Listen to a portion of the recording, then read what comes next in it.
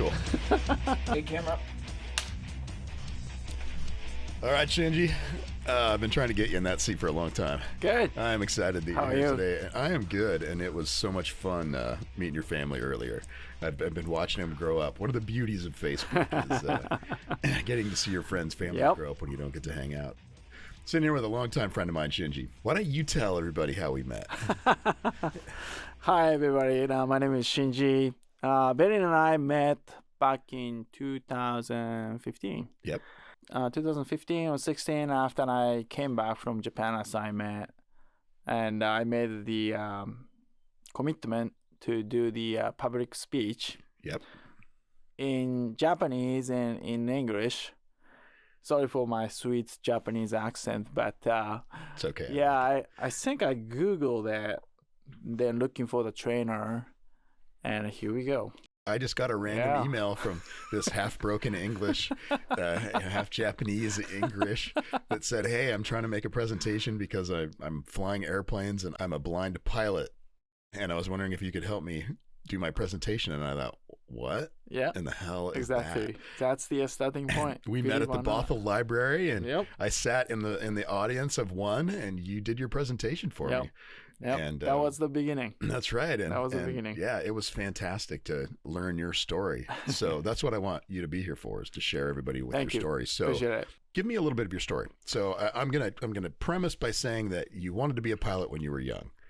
Yeah. Is that right? So, yeah. And then what happened? Yeah. So long story make short, believe it or not, I am one-eye pilot as of today. But long journey was back in 1998 when I was 18 years old. 2 months later of the 3 months later of the high school graduation, 2 months later of the university enrollment.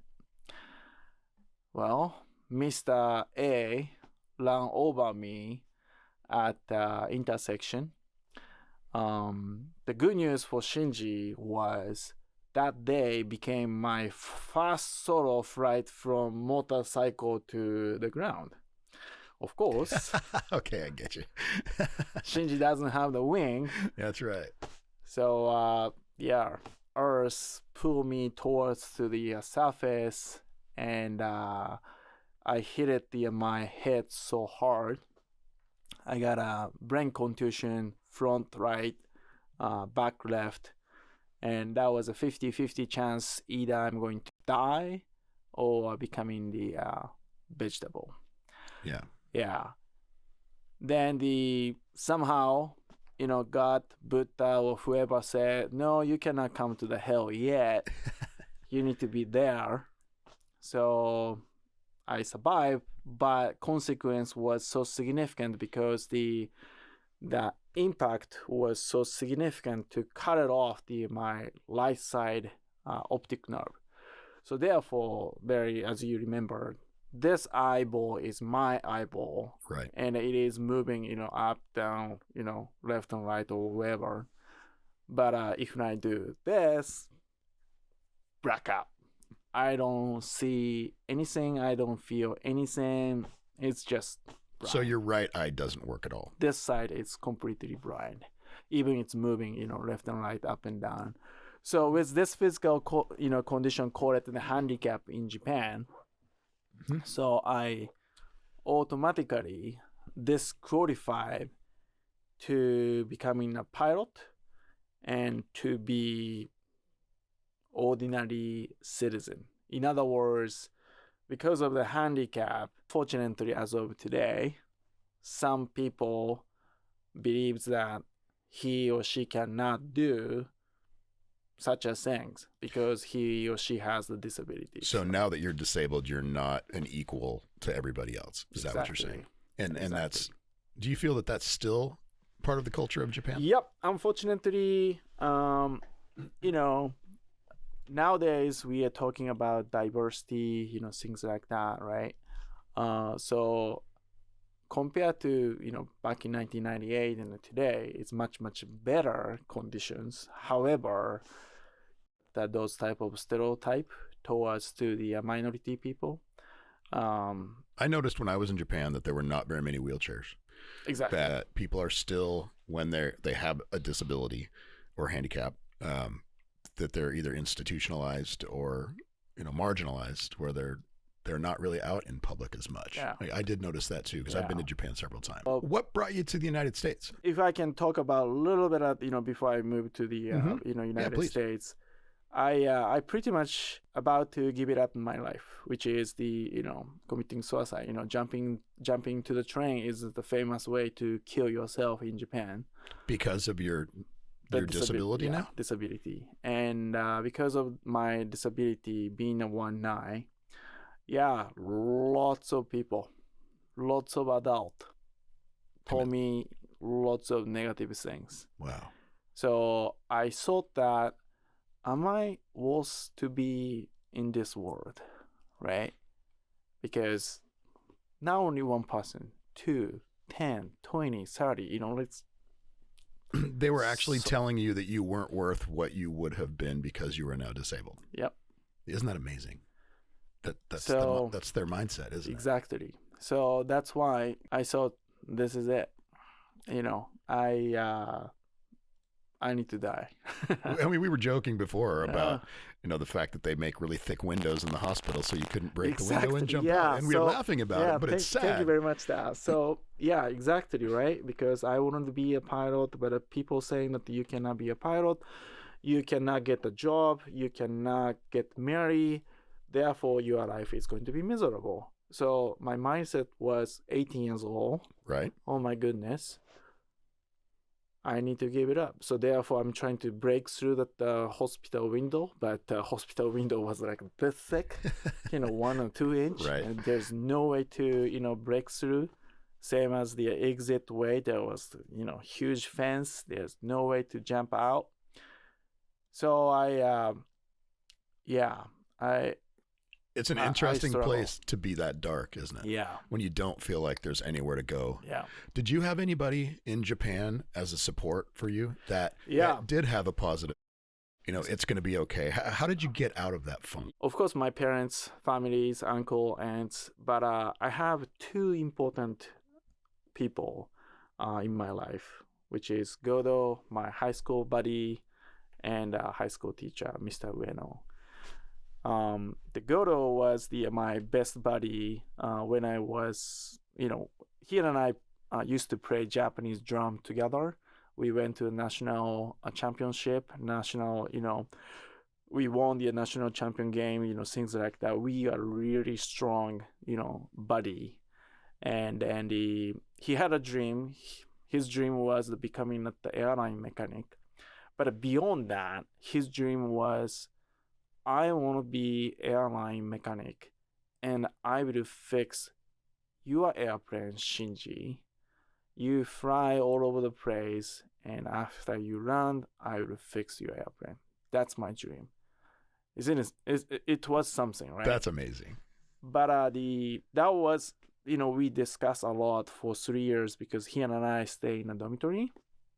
Lived in the dormitory, and then after the crash, I called him from the hospital, and he said, I don't care. I don't care you're not going to be a pilot or not. I really don't care, because you are still here. Meaning is, you're still alive, buddy. You still have worth. So from now on, what you're going to see, the world is going to be, it's just miserable. But I am here for you. So whenever you have the tough time, just call me. And that was significant. In fact, he made his promise. He became an airline mechanic.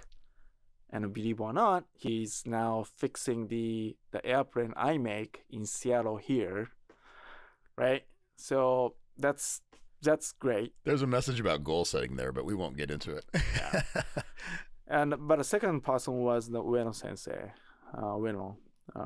Ueno was when I decided to committing suicide, I called him because he was also Japanese drums the coach for 3 years. He was my sensei. He was my life mentor. You know, of course, I was able to talk to him a lot, not to the parents because my parents was in Hokkaido, way from the where I used to live. But I told him, I think that's it. This is it. I can't handle it. And he said, okay, you want to die, huh? Die now. Then he hung up his cell phone. And I was like, what? This is not like a life coaching moment. He said, well, I said I want to die. And he said, yeah, die now. And he hung up. And I was like, oh my goodness. This is not like a drama, or this is not like a movie. Right. Usually, hey, hold on, where are you? Let's meet and let's talk, right? No, he was like, okay, if you wanna die, die. So I decided to walk towards the station, right? Then my cell phone linked. That was the Mr. Ueno. And he said, oh, sorry, Shinji, bad reception. I don't think so. But suddenly he said, you know what? Listen up. You can die today if you want to, but I will give you very, very painful lesson of our life now. So today, let's say you're going to die. You are happy, but your friend, including me, lots of people will forget about you. 1 month later, 2 months later, 6 months, 1 year, 2 years, people will forget you. Meaning is you don't even exist anymore to them. But in this world, only two person will cry like hell and then always be in a painful condition. Do you know who they are? That is your parents. Then I woke up. Of course, the accident was caused by the the guy who was not paying attention guy, right? And that person changed my life. But you know what? I need to suck it up. So that moment, I decided to go to United States because right after the conversation I had with Mr. Ueno, he said, just go outside of Japan. Why don't you go to America to see what's going on? And he was right. At the airport, Chicago International Airport, I was waiting for the transit airplane to the Kalamazoo. You know, typical American, like you are, right? Funny, sense of humor, more, curiosity towards to the foreigners. And I was just waiting for the, airplane at the gate. And a gentleman came by. Okay, so son, where are you coming from? Well, Japan. I'm sorry, did you speak English then? A little bit. Okay. Little bit. Okay. And then we used the dictionaries, change the, information, things like that. Then he asked me, so why you came to the United States? Then I kind of explained to him what happened to me. I was not frequent, English speaker at that time, but, I got a car accident, I lost my eye, my life is sucked and blah, blah. So he started laughing. Why are you laughing? And he said, well, son, you didn't die. You're here. What are you waiting for? And I was like, what? Because lots of adults, like I said, told me, you are handicapped, you are blind, you're a disabled person, your future is done. But this American dude is telling me, so what? being a one eye. So what? Who cares? And at that moment, I was like, I want to come to United States. And that was the main reason why I came to United States. For that attitude. For that attitude, and also the Embry-Riddle Aeronautical University, where I graduated for my master degree. But that's that school had the, had and has the aviation safety course. I looked at Embry-Riddle. Yeah. I wanted to fly helicopters. Yeah. So, yeah. So that is school. why I decided to come to United States. Excellent. Yeah. So, did you know that you could still fly here at that time? You didn't. No. Did I tell you this story though? But you're right. That at that time I decide I cannot be a pilot. Okay, you're not going to be a pilot, but you can be a part of the aviation. So therefore, you will go to the Embry-Riddle Aeronautical University to study a little bit at the outside of the pilot world. But I hate that class. I mean, that the university, because my classmate, 80% of the classmates were the pilot. And they are talking about a whole bunch of the takeoff, landing, crash, maneuvers. I have no clue. And I was like, man, I hate because I want to be part of their life, but I cannot be, right? So I was absolutely outsider. I always, sat the back side of the class, taking notes. Man, I hate that, right? But one day, one of the professor, Dr. Ed Wishmeyer, asked me, "Hey, Shinji, why don't we go out? Let's go date." And I was like, "What? Date? I don't think so, bald head, mustache, Not doctor, and..." But he said, "Come on." And I asked him, "So where are we heading?" We will go to the airport to see the airplane. So I said, "Okay, makes sense. At the airport, watching the airplane, yeah, why not?"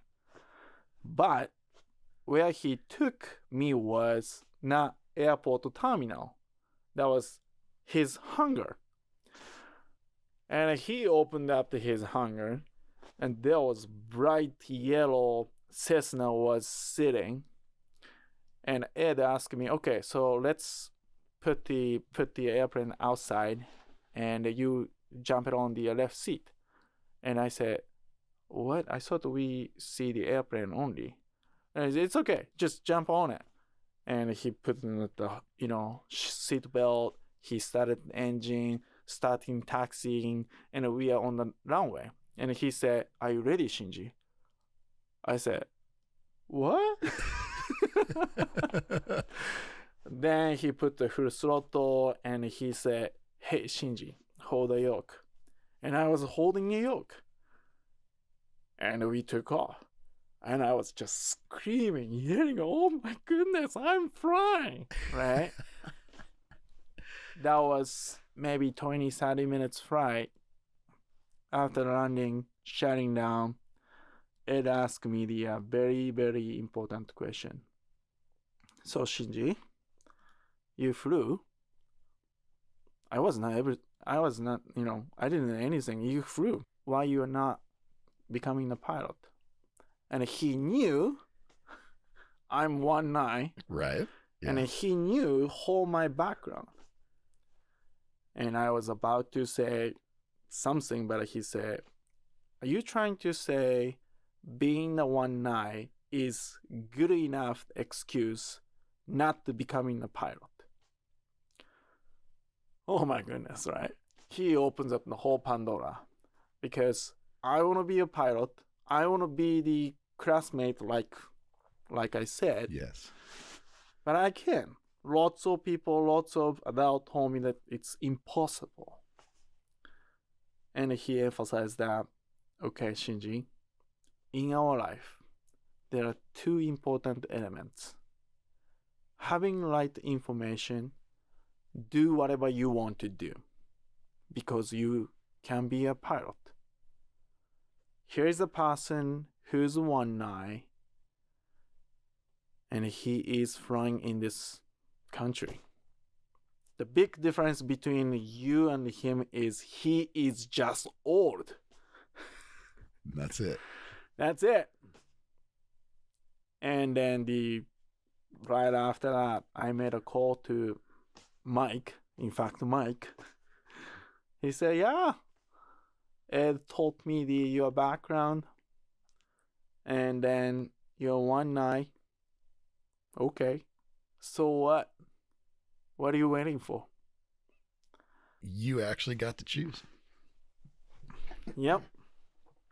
That's So, fantastic. right Isn't it after that- amazing how I love that it takes the right information and your attitude. Yep.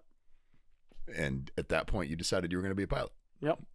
At that point, did you have any idea you were going to fly around the world? No. Because actually, 2021, I flew around the world during the COVID, believe it or not. That point, back in 2003, 4, no, I didn't have that type of vision. I didn't have that type of attitude, because I still had can I be a pilot? Right? Can I do that? I always have the kind of fear or anxieties based on my past experience. But right after becoming a pilot, everything become possible. Right. And then I used to be very, very positive person before the accident. But, after the accident, I lost those confidence. But after I became the pilot, maybe double, triple positive attitude came back to the Shinji. Yeah, it's a hard switch to go from impossible to possible. Unless you just look at the word and then you just take 2 letters off the front. Yep. So let's talk about flying around the world. Now, this was during COVID. And again, I jokingly say that because of Facebook, I get to follow, things that my friends do that I wouldn't get to do if I was without it. I watched you transition to that. And what was fun for me was when we were in that classroom in Bothell and we were, going through your presentation so you could do your presentation in proper English versus Japanese broken English. We were talking about you flying and having your own plane and what you were going to do. Yeah. So how did you fly around the world? And what does it mean to fly around the world? Yeah. So actually I'm representing of the aerozypangu project, 501c3 non-profit organization, which does is the inspire hopes and dreams based on the positive attitude. And that non-profit organization provides the motivational speech. That's the theme of our NPO. But at the same time, to opens up his or her mindset, we provide discovery flight. From takeoff, landing, believe it or not, the person will do that. What I do is just selfie for him or her. So you let them fly the plane. Yeah. They take off. Yep. They land. You're just sitting next to them, Yep. taking pictures. Because as you heard what Ed did, Professor, Dr. Wishmeyer did to me, after that, are you ready? He opens up the throttle, then we flew. I do exactly the same thing. Until holding short line before the runway, I'm kind of laughing, la la la la la la la. Then I tell the passenger at the holding short line, okay, so are you ready? Are you ready to fly? Are you going to be ready for the flying? And they like yeah, okay. So I said, hold the yoke, let's go. And they're like, what do you mean by holding yoke? Too late. I'm giving the power, and she or he's like, oh my goodness, am I going to fly this? Then I said, yeah, this is the timing, gentle pull, little bit more, little bit more. They're like, oh,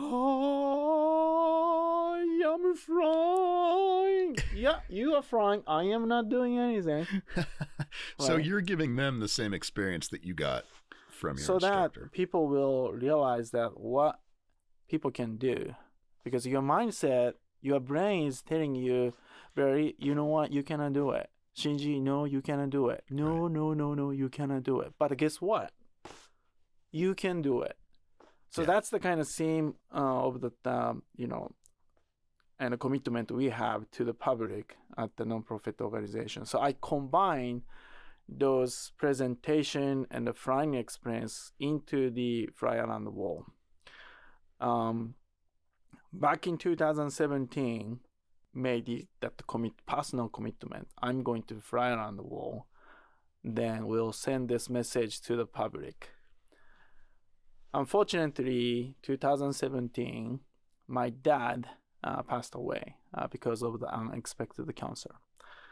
Before he passed away at the hospital, he emphasized that everybody needs hopes and dreams.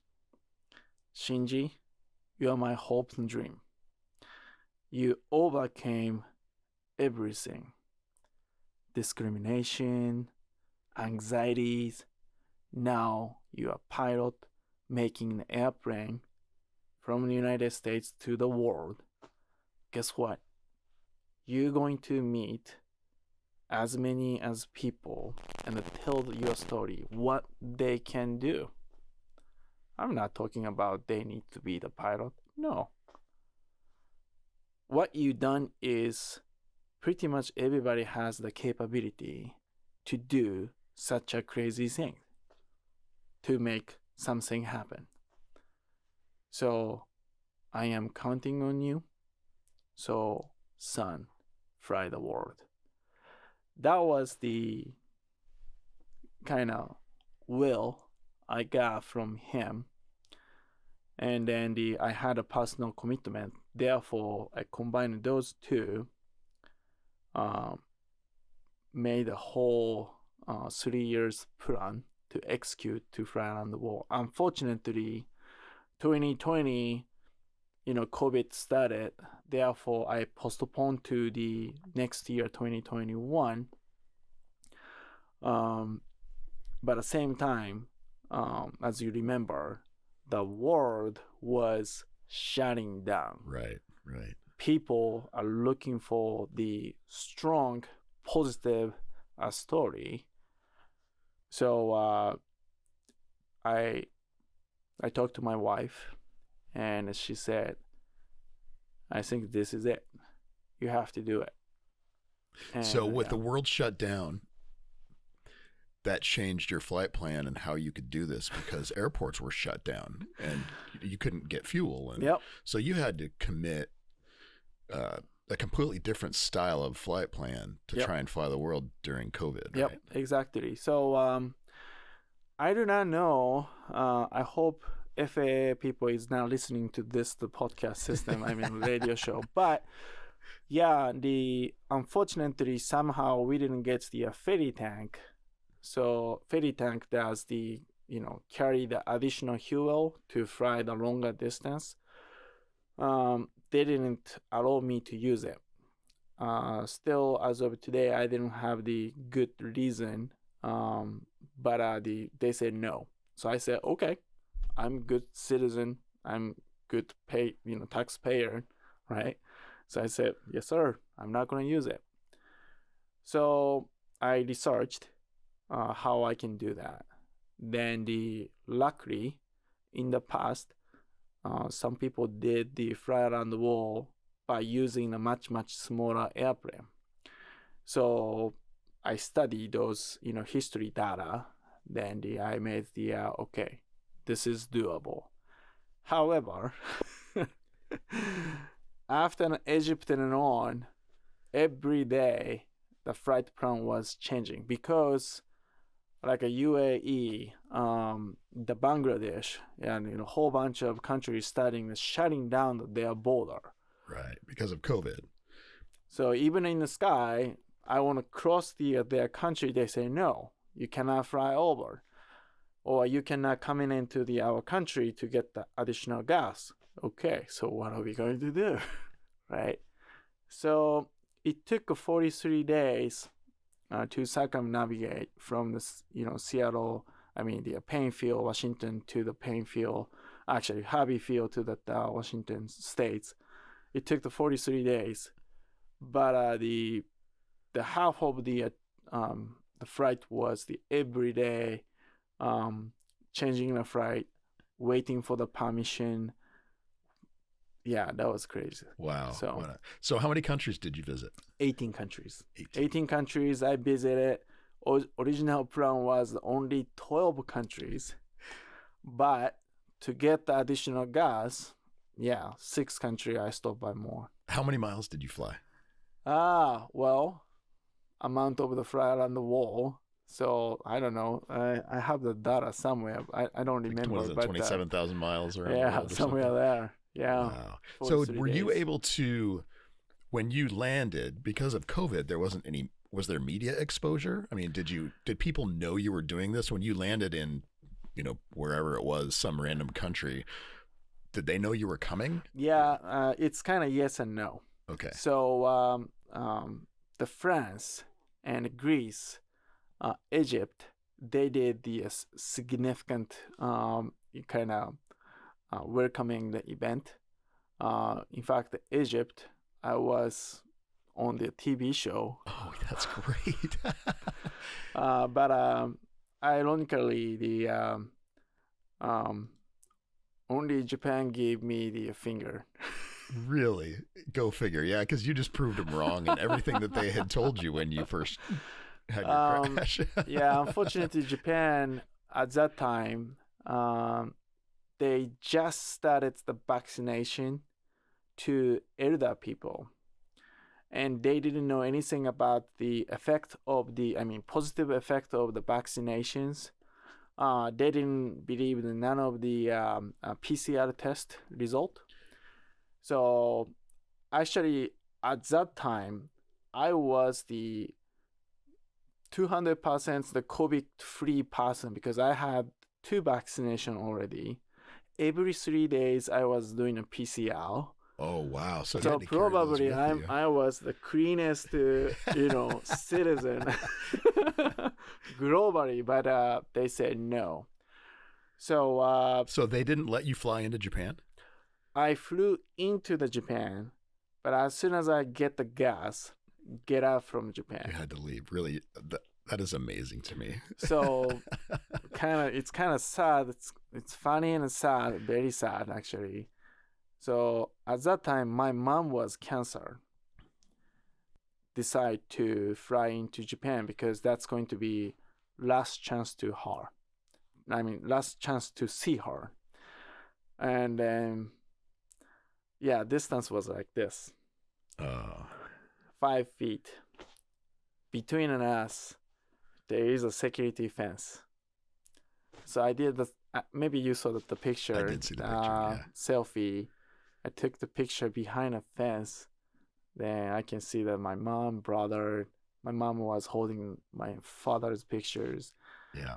And then as soon as I took the picture, as soon as I get the gas, I flew into Russia that day. And then I posted the pictures and everybody like, what's going on here? So that was the flying over the Japan was a little bit of weird feeling. Actually, as a pilot, that was the toughest flight.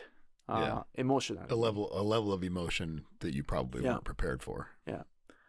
So, unfortunately, the reason even Seattle people, lots of people doesn't know is because I didn't publicize a lot because the timing was COVID, right? And then some people may take this flight as a negative way, even what we trying to do was the positive message, carry on. But that's why we didn't, Yeah, well, I just want you to know that from my perspective of following you, it was all positive. There was no negative aspect of that at all. Thank you. It was you having the mindset to say, don't tell me what I can't do.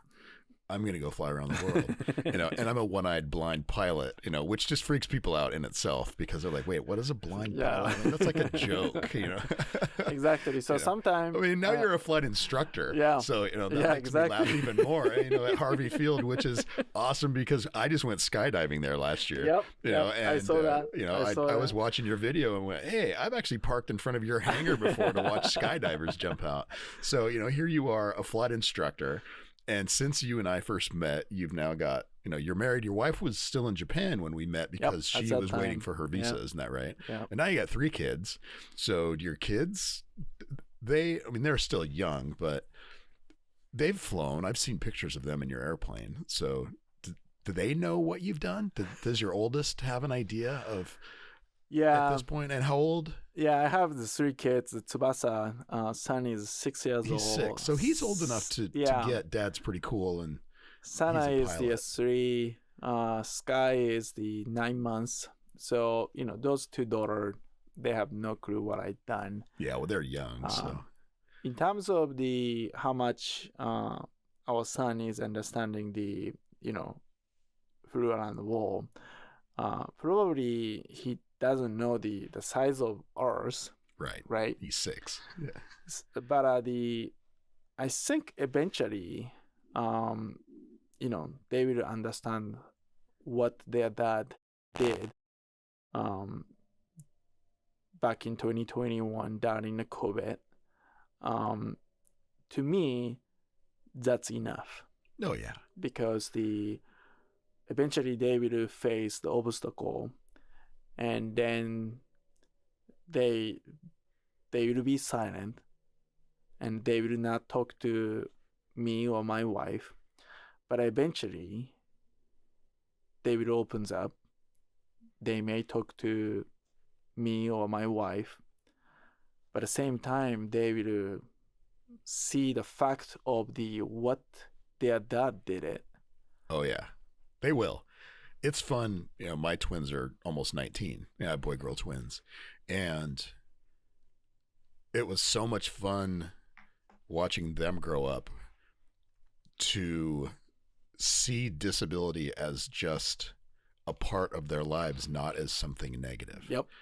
They grow up with a dad in a wheelchair. It is what it is. Yep. And they've only known a dad in a wheelchair, and I don't remember which one of the kids it was, but at one point, one of them said, what's cool, Dad, is you're the only dad in a wheelchair in our whole school.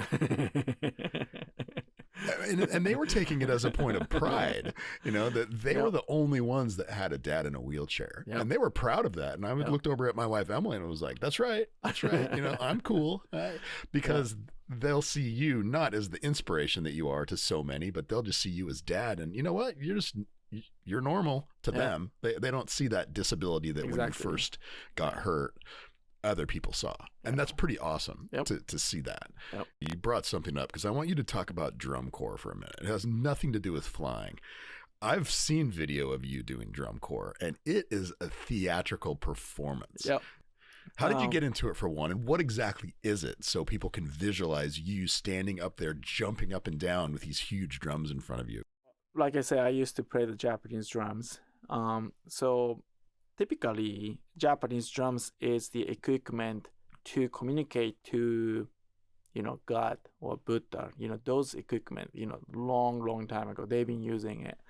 So therefore, whenever we play the Japanese drums, we play and 100% the focus from the heart towards to the music equipment instrument, but that is more like a communication tool to the invisible soul.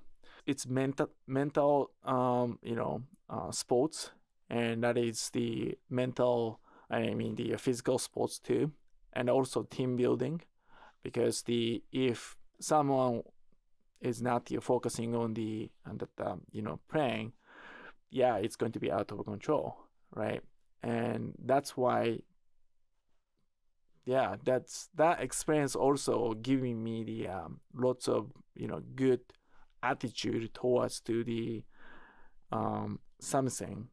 Meaning is if you want to focus something, yeah, you have to do it. I mean, you have to focus, and that equipment, instrument, gave me the opportunity to think about that. Yeah, it's fun to watch. I actually went.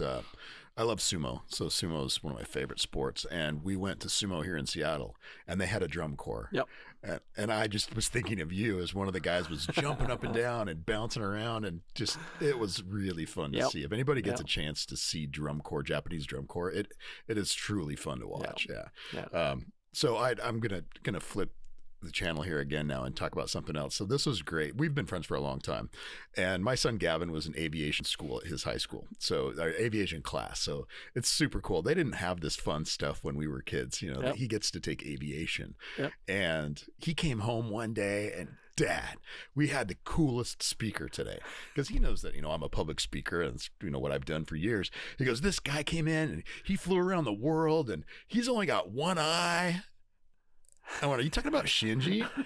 And he just looked at me and went, you know Shinji? I was like, yeah, I helped him with the presentation that he gave to you today. Yep. So then we went to your Facebook page, and there's a picture of you doing a selfie in front of, and Gavin standing right behind you, smiling, having no idea that I know who you are. Yep. So he'll probably come up here in a little bit, because he was so excited when I said that you were going to be here. Yeah. Just the impact that you have made on people because of the mindset that you had to not let this stop you. And I want to highlight the fact that didn't necessarily come from you. It was support from outside of your own self. Yeah. That allowed you to see bigger than what you were seeing, and it's okay to ask for help. Yep. And you had to open up. Absolutely. You had to humble yourself enough to accept that challenge and let somebody help you get out of your own way. Yep. And that's something I've learned, dealing with my motorcycle crash as well, and being paralyzed, was it's easy to get really self-absorbed and depressed and dive down that path. Yeah. And Michael, who's standing, right behind you, on the engineering board, he was one of the ones that pulled me out of it. Yeah. And I was telling you the story before that they broke me out of the hospital, and I wasn't supposed to leave my floor because I was quote unquote suicidal. They were worried about me. Yeah. And Mike had my wheelchair, and my friend Chuck had the I called it my Christmas tree of IVs that were still in my arm or in my chest, and they pushed me outside, and all of a sudden the nurse started yelling, "What the hell are you doing outside?" And Mike went one way and Chuck went the other, and I couldn't push my wheelchair, and my parents were walking right towards me, and they just walked right by and ignored me totally because the nurse was yelling at me because I wasn't supposed to be outside the hospital. But yet, that was when my dad realized that I was going to be okay. He's like, well, you three are still going to be idiots together. And it was me letting them help me get out of my own way. Yeah. And I love the fact that you epitomize that. Yeah. So I have a challenge for you that you don't know is coming. Have you ever heard of the Explorers Club? So the Explorers Club is a private club in New York with the men and women of history that have pushed the limits and gone beyond exploration to the extreme. So the first person to the North Pole, first person to the South Pole, first person to the moon. And I love Josh Gates, so I don't know if you know Josh Gates and Expedition Unknown, but Josh is a member of the Explorers Club. And I've been watching and learning more about it, and I think that you should be a member of the Explorers Club. And I'm going to challenge you to look into this, Shinji, because I think that you can take that explorer's flag in your plane. Well, you are an explorer. Yeah. But unfortunately, I'm the second guy who attempted to do circumnavigation. Did you know that? No. Yeah. Who was the first? Yeah, that's the Willie Post back in 1932. In fact, he is the first solo earthrounder, meaning is who circumnavigates the Earth by him or herself. So technically, I am. So was he blind?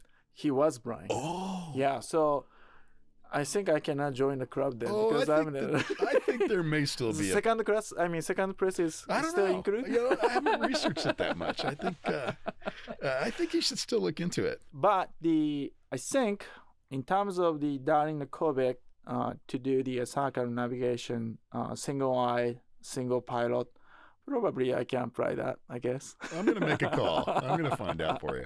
So what exactly is circumnavigating the world and how does that work? Yeah, so there are certain, rules. I don't remember the whole, rule. So let's say you go to the North Pole, then flew over the North Pole. It doesn't call it the circumnavigation. It's kind of cheating, right? Gotcha.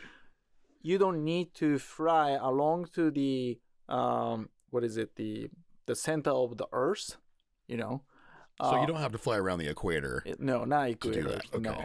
So, but you have to hit the certain continental to be the earthrounder.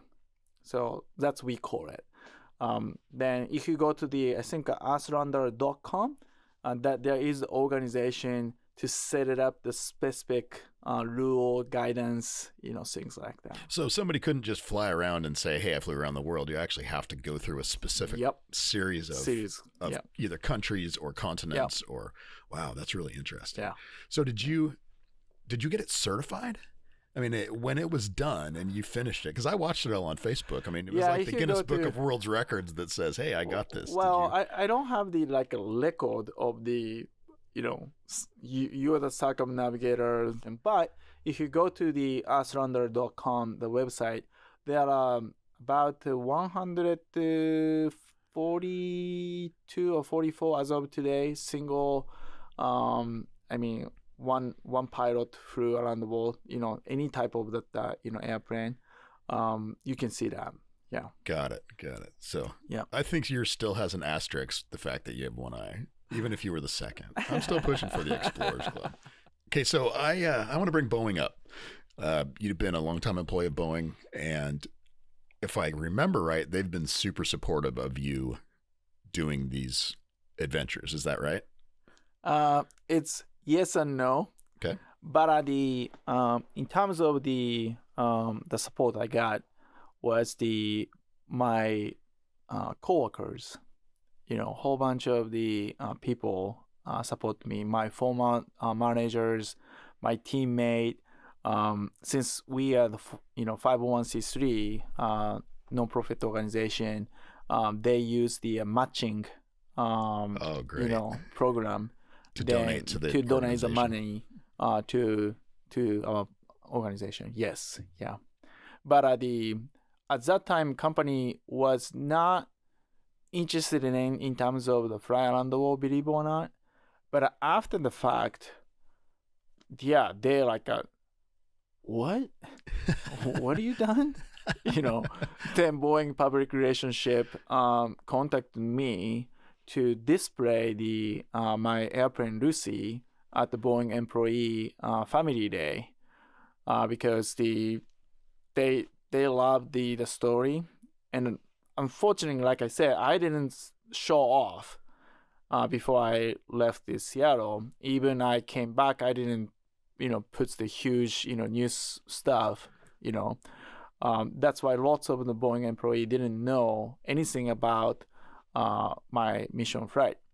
So during the display, lots of employee ask me, so what's this red airplane about? And I put the big poster in front of the Lucy. We name her our airplane Lucy, and they're like, what does it say? Fly around what? You flew around the world? Flew around the world? What? So yeah, then I kind of explain why I choose that airplane. Lucy is a 1963 airplane. So she is 60 years old. This year she's going to be 61 years old. So I told them even old airplane, old things can do such a crazy thing. As a manufacturer, as an engineer, we have to know this because the people tends to think, well, that's old design, that's old stuff, that's old car, old airplane. No, you can't do it. But my mindset is 50, 60, 70, 100 years ago, there were engineers that designed the stuff, they put it together, right? Yeah. By hand. Yeah. Not a bunch of the tools, equipment, by hand. I call it, that's a beauty. That's a craftsmanship. Right. And I respect that. So that is why it was really, great opportunity for me to show the flying machine to the Boeing employee. Yeah. Well, you called me one day because you wanted to figure out how to get me in the airplane. Yep. So I got a phone call from you that said, hey, we want to figure out a ramp that we can build next to Lucy. Yep. So I can roll right up the ramp and then transfer over into the seat. I'm not forgetting about it because next year, my mentor, Adrian Akon, and I are planning to do Japan-US friendship flight. Believe it or not, next year, 2025, will be 80 years of anniversary of Pacific War. Can you believe that? Wow. Yeah. That's amazing. Long time ago. Yeah. Japan and the US hating each other and killing each other. Yeah. But look at this world as of today. Some countries still fighting each other, right? Killing each other. It's really sad. But I learned one thing when I was flying around the world. I stopped by Normandy, France. I visit the U.S. cemetery and prayed and say thanks, because without their sacrifice, we don't have the United States. It's an amazing place to be. Very emotional. I have been to Normandy as well. And did the same thing that you did. Yeah. And the same as Japan, I visit lots of the temple shrines as much as I can and say, you know what? Believe it or not, United States is giving hopes and dreams to me, and I am now carrying on. Well, and 80 years later, here you and I are sitting across the table, good friends. Yep. With so that's why next year, Adrian Akon and I are planning to fly into Japan. Also, we are planning to stop by the Guam, Saipan, Hawaii, then coming back to the United States, then trying to be good citizen of this world. Yeah. If there's room in the back, I'm happy to come along with you. I can do international relations. Let me think about it. Before we went on, you were telling me a story. So I don't normally like to date when we're talking, because who knows when this was going to air and how many years people are going to listen to your and I conversation. But today is the anniversary of my motorcycle crash, and it was 33 years ago today, about this time, that I was in the back of an ambulance getting taken to the hospital to find out that I was paralyzed. Yeah. So today is an emotional day for me. It's a celebratory day for me because I should be dead like 5 different ways. And, I went through similar challenges you did and was pretty dark. But I celebrate today as I lived, and look at what I've been able to do. So we were talking about that, and you brought up a date that is important to you, and I want you to tell that story. Yeah. So like I said, back in 1998, June 11th, I got a car accident. And that day became the significant in terms of my first flight and losing the eyesight, and then facing the whole bunch of the discrimination on. But 2021, June 11th, I came back to Harveyfield, Washington State from circumnavigation. Of course, accident, bad memory. I didn't realize that, June 11th was my car accident date. But last year, I published my book in Japan. While I was making the book, I realized that June 11th was my car accident day. And like I told you, my circumnavigation was not like this day I will be there. I'll be this country, this country, this country, because the COVID was dictating that the whole my schedule. So therefore, I was not aiming to the June 11th. So when I saw my doctor's note saying the Shinji came into the hospital June 11th, I realized that why I survived from the accident, why I flew around the world. It's just amazing, you know. So it was 20, if I can do my math right, 23 years to the day, yep. You landed after circumnavigating the world as a legally blind, one-eyed pilot. Yep. To show that you had overcome, yep. And not proving to yourself without really thinking about it that you had overcome everything that yep. got put in front of you. Yep. That's amazing to me. Yeah. Well, thank you for bringing me into your life, because it was just a random email. And I said this earlier to you, I'm super proud of what you have done just since you and I met, because, you know, you were trying to translate your Japanese presentation into English. You know, being an okay English speaker at the time, you were getting it figured out. And then to, you know, watch you circumnavigate the world and, you know, have your kids and, you know, influence my children, you know, which you've done. I applaud you for that. You are the epitome of positive mindset. And that's why I started this podcast, was because I want to highlight people who have mindset. And I can't wait to show photos of you and I flying. Yep, because exactly, yeah. That will be soon. So I don't know if you knew that I got my pilot's license after my crash. Yep, I knew that. I was actually at a soccer game watching one of my friend's kids play soccer, and a little old lady, I kid you not, she was like 85 years old. And she came up to me and said, "Excuse me, but are you paralyzed?" And I said, "Yes." And she went, "Well, my husband was a Boeing engineer, and he designed hand controls for Cessnas. And we want to give 5 gentlemen, paraplegics, a scholarship to get their pilot's license to fly with my husband's hand controls. Would you be interested?" I was like, "Wait, I can fly an airplane?" Well, I mean, I'd only been in the wheelchair.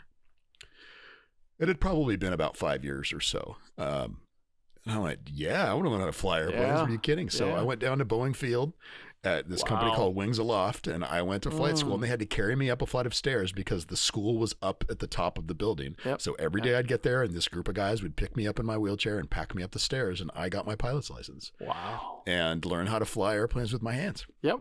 Yeah. And then I met my wife, Emily, and I was either going to pay for more flight school or take her out to dinner. And I chose to not fly anymore. But yeah, it's amazing to so let's make it happen to this see year. what's available. So how about you and I go flying, and we'll have a dude who's paralyzed from the chest down and a one-eyed pilot go take off from Harvey Field, because I skydived at Harvey Field just a few months ago. So that'll be another moment for Facebook to highlight. Yep, exactly. If you could give one piece of motivation to somebody, one line that helps people feel better about themselves or overcome the adversities that they face, what would it be? Listen to yourself. Meaning is, you don't need to do crazy things, because that's I've been telling to any audience. Listen to yourself. Listen to your heart, because you are the only person can figure it out who you are, what you're trying to do, what you struggling with it. Without those conversations, no one can help you out. So the first step is always, talk to yourself. Every morning you watch yourself in front of the mirror. Hey, what's up, Shinji? You're smiling. You're not smiling. Are you happy? You're not happy. What's going on, buddy? Right? Those personal conversation to me sounds really crazy, but to me, this is very, very foundation. So that conversation will carry on to your wife, girlfriends, boyfriends, husband, friends, teachers, whoever. Then those people will understand, oh, okay, Shinji is facing this type of issue. Okay, I think I can do this, do that, right?